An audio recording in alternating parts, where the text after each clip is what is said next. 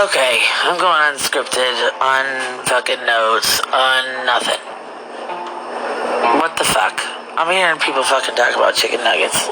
I'm trying to get what I want to talk about and maybe get some ideas and maybe ask some people like, hey, what do you want to talk about? How should I get this podcast going? And I hear these fucking bitches talking about fucking chicken nuggets.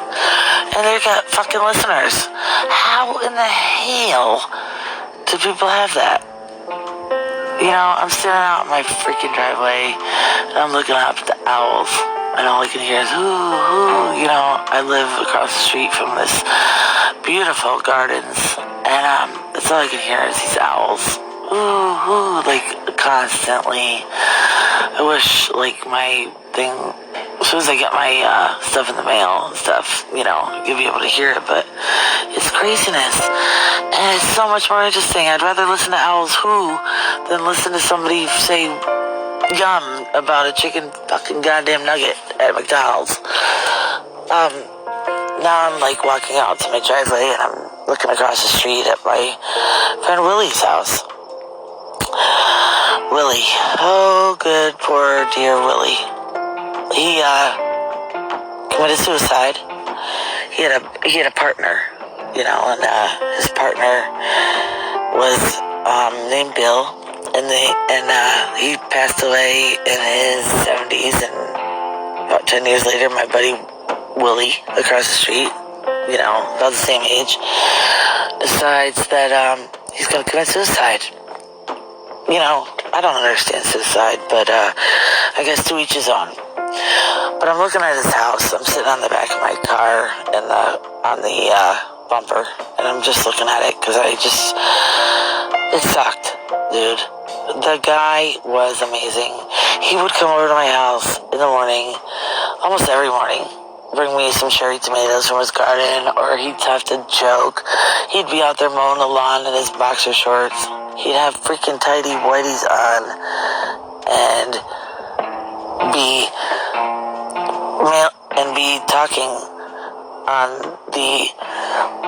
talking to me about what he wanted to do, like, that day, and he would be mowing the lawn and, like, all this stuff. Sorry, my husband just came out for a second, but, Willy used to come over in the mornings, and, he'd come over and just freaking joke with us, because we'd be up all night, and there was this one time we had this garage sale, and we were up freaking all night long, and putting out stuff, and this and that. He'd come over with his jokes.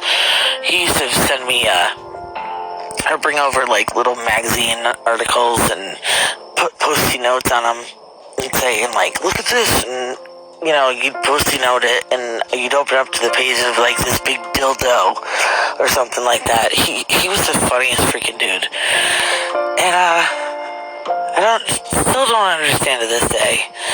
Guy had nothing.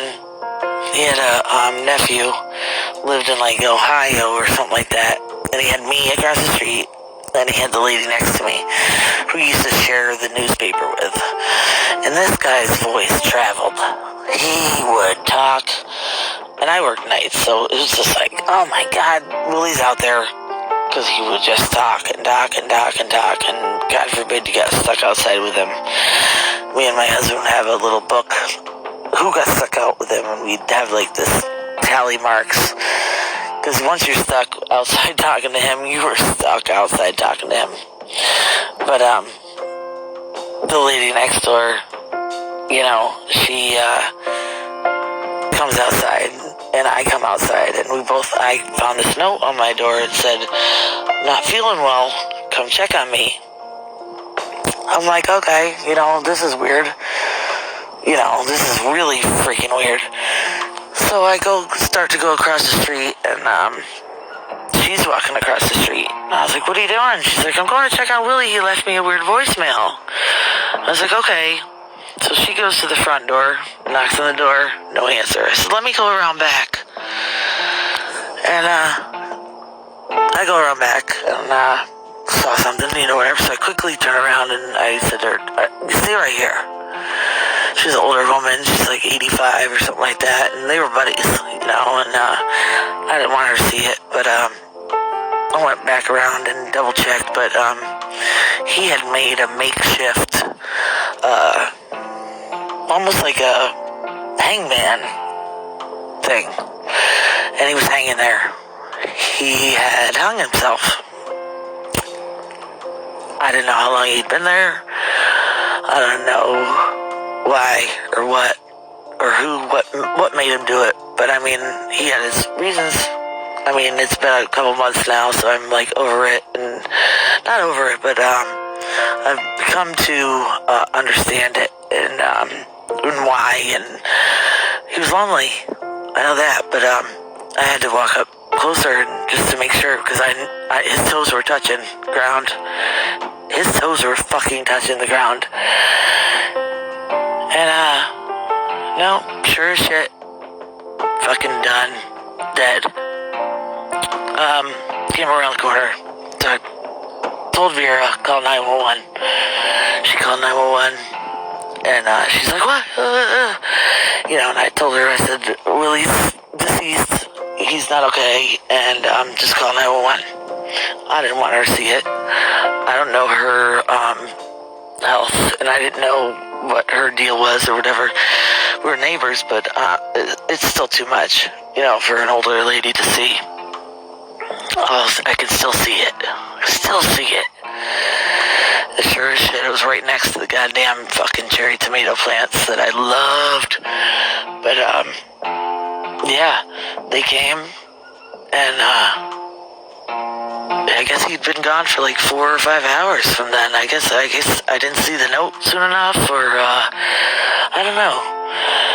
But, I know all the stories, like, woulda, coulda, shoulda, like, you should have been there, or what could you have done, and, all these things about, like, what should you have done, and, what if he had left a note, and what if I had walked outside when he was leaving the note, and just talked to him, would he have still done that, or, you know, it's like, there's no telling when people do those things, you know, and, you know, I don't know. I look at his house, and they had a estate sale, they had all these kind of things going on over there, and, like, nobody even knew who he was. You got people walking through his house, buying stuff, and, like, it just pissed me off. His car is still sitting there with that stupid freaking sun shield that I can't stand, and that stupid PT Cruiser that I can't stand it. But, great house, great place.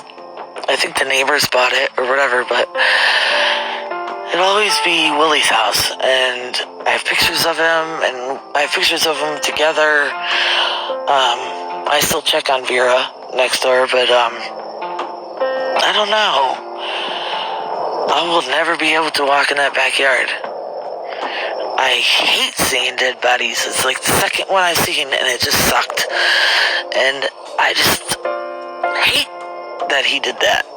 And why would he leave me a note if he was going to do that? I just wonder why. That is my only question.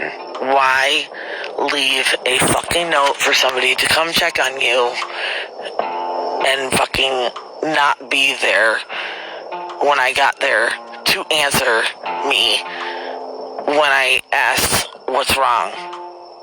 Because I could have helped you.